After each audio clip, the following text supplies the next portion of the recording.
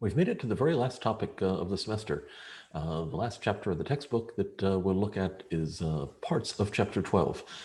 Chapter 12 is pretty extensive, and we're always running out of time when we get to this point in the course. So we're really just going to look at a few key ideas from that chapter. The topic of Chapter 12 is chemical equilibrium. And so this is the last topic in the course for a reason. It's because our understanding of equilibrium is going to rely on things that we've already learned about kinetics and thermodynamics. And so that's why this is always the last topic, and one that we have to be working to make it through before the semester finishes out. So to get started thinking about a system going to equilibrium, remember way back in the beginning of the semester, we met up with that two-way arrow that's in here. And we used that in particular when we talked about weak acids and bases back in the first few weeks of the semester, probably somewhere around the, I don't know, second or third week. And that means that tells us we have a system that's going to equilibrium, which means instead of going as far as it can from reactants to products, it's going to settle in while there are some reactants and some products present, okay? The simplest case to look at is an equilibrium where the reaction in both directions is an elementary step. Okay, I'm going to use that argument just to work our way towards the idea of what's called an equilibrium constant. It doesn't really have to be any elementary step for that to work, but that's the case in which it's simplest to prove that it has to work. So when this system is at equilibrium, what's going to happen? This says, suppose that I didn't put labels on, but this is my NO and this is my N2O2 for the reaction that's written over there on the left-hand stuff. And it says I start off with only NO present, right? And the NO starts to react. So initially, the rate of the forward reaction making NO, that reaction is going forward, I'm losing some NO and I'm getting some N2O2. As time goes along, the amount of NO that's present will shrink. That means the forward reaction will slow down. And once there's some N2O2 there, the backward reaction will also start to be able to happen. Okay. Eventually, somewhere out here at long times, I get to a point where my lines for the concentrations basically are flat. That says I'm in equilibrium. There's no further change in the overall composition of the system. To see how we can do this and express this, we can say when they're at equilibrium, when the lines get horizontal, that means the rate of the forward reaction and the rate of the backward reaction have to be equal. They don't actually stop. They do keep reacting. But if they're going forward and backward at equal rates, then they're not getting anywhere, okay? The rate of the forward reaction, if it's an elementary step, we can write that that's second order in NO. The rate of the backward reaction is first order in N2O2. Here, I did something we often do when doing things involving reversible reactions. I put K-1 there and K1 for the rate constant, where K1 is the forward rate constant and K-1 is the backward rate constant, okay? If I take that equation that says the rates are equal, I can rearrange it so that I put the two Ks on one side and the two concentrations on the other side, all right? As long as I stay at one temperature, the two K terms are both constant, they're the rate constants, and that means that ratio of the concentrations has to also be a constant. Okay, that ratio of the concentrations is constant. That's another way of saying, well, the actual overall composition is not changing. That constant is what we will very soon define as an equilibrium constant, that ratio of the two rate constants, or as it's written there, the concentration of the products over the concentration of the reactants, with each thing raised to a power that matches the coefficient in the equation. That's how we write an equilibrium constant. So this is the general definition of that, okay? And this does work for any reversible reaction. It's not important, and really we could say for any reaction, we can write an equilibrium constant. It's not really required that it be an elementary step. It's just simpler to argue that that constant has to work that way.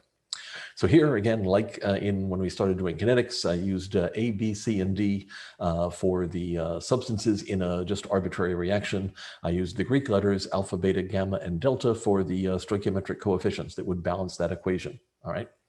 The equilibrium constant, which is written generally as an uppercase block K, sometimes it has this EQ subscript on there, sometimes it does not, to be honest. So if you just see that block K in the context of a reaction that's looks like it's an equilibrium, that's what that means. So it's the equilibrium concentrations of the products over the reactants with everything raised to powers that match the coefficients from the equation, all right? That's how we define an equilibrium constant. We could write an equilibrium constant like that for any reaction, okay? And we'll talk about that in a second, what it means if we think of a reaction as not being reversible. How does that affect how we would think about its equilibrium constant? Okay. A very important idea about chemical equilibrium is that it's dynamic. Okay, what does that mean? It means the forward and backward reactions both still happen.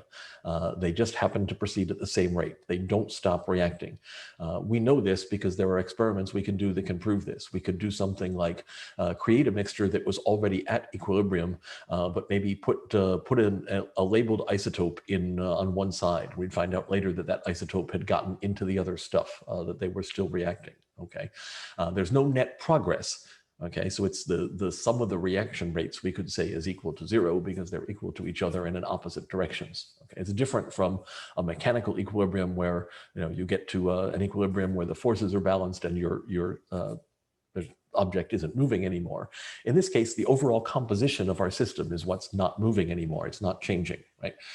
If I get the system to equilibrium and I leave it there, I come back and check on it later, the concentration of each thing is still going to be the same. There's just going to be some differences as to which individual atoms are on which side of the equation. I'm going to play a little bit with a simple example here of an equilibrium just to illustrate this, okay? This is a somewhat arbitrarily chosen thing. It would be the flipping between two different forms of butene, okay? Those two different forms of butene have names. The one on the left is called cis-butene and the one on the right is called trans-butene. You don't need to know that. Okay, they are slightly different molecules, right? Because remember that double bond in there, that means that to rotate that thing, you have to break the double bond and then reform it. Okay, so it takes some energy to get that to flip around. So it's actually a reaction to convert them, and you could tell the difference between those two things. This would be, though, a unimolecular reaction in both directions, right? Because all that has to happen is that one molecule has to get enough energy to momentarily detach the double bond and let it flip around into the other orientation. What I want to do is I'm going to hop into a different screen here and just play around with a spreadsheet a little bit that will illustrate some things about equilibrium, okay? So we don't want to focus on the fact that this particular equilibrium is what I picked. We want to focus on what happens, okay? So here I've just made up values for the different rate constants, okay? I have said right now I start off with the forward rate constant being 0.25 and the backward one being 0.1, okay? I start off right now with everything on the what is the left-hand side as I wrote this here, the blue part, right? Because that's why the blue point is up here at 1 when we start. I start off with none of the red. Everything is up there now, right? And so if I were to watch what happens, we can see in this case, my system gets to equilibrium after about 10 or 20 seconds. The lines are pretty flat after that, right? Let's see what would happen if suppose I change this rate constant so that instead of 0.25, I'm going to make it be 0.1. So now the two rate constants are the same.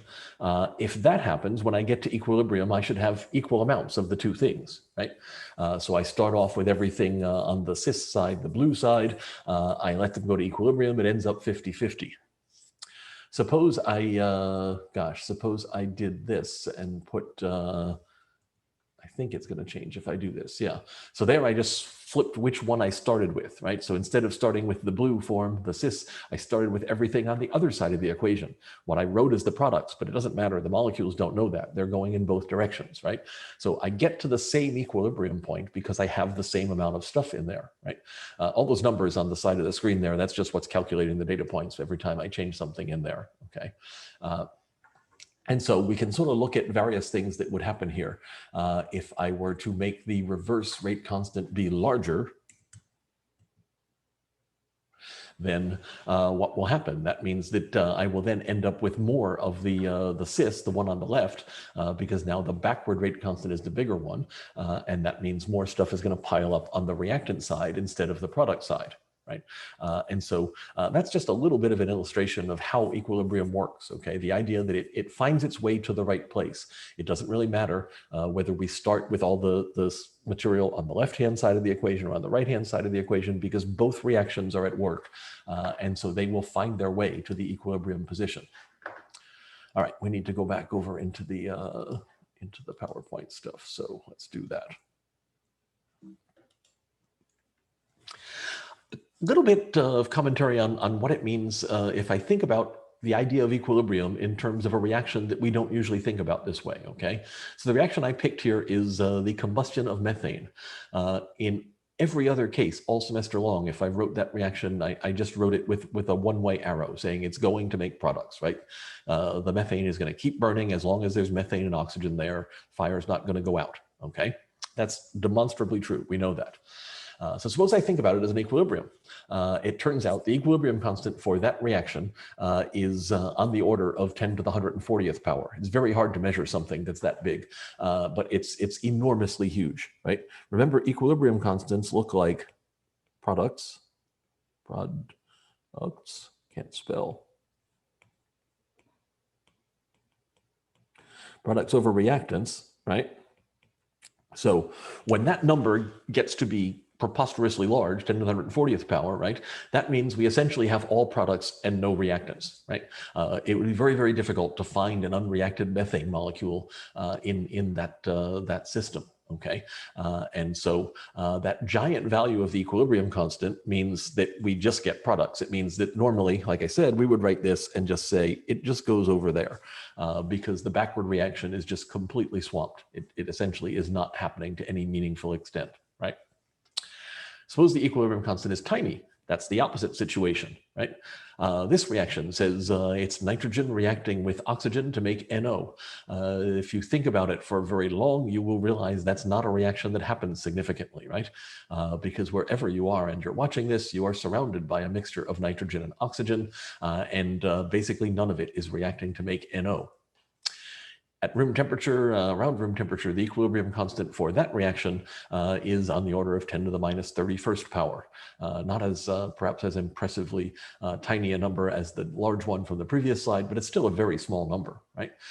That means that we have enormously more reactants than products, right? For practical purposes, we would say that nitrogen and oxygen do not react to any measurable extent at 25 degrees C, according to that, right? So this really, really small value of the equilibrium constant means that we have lots of reactants and almost no products, okay? Suppose the equilibrium constant is not big or huge. That's the case where we actually get significant amounts of both things, okay? That's the system where we have to think about what's actually going to happen. So I thought there was another slide, but there's not. So in the next video, we'll actually look at ways to calculate the position of equilibrium, right? A word of warning, these equilibrium calculations that are coming up next, they're some of the trickiest calculations that are anywhere in this course, okay? So in the next video, I'll be showing you a very systematic way to approach them, and I really strongly encourage you to just attempt to do all of those problems in that same way, because that'll simplify getting a grip on what you're doing.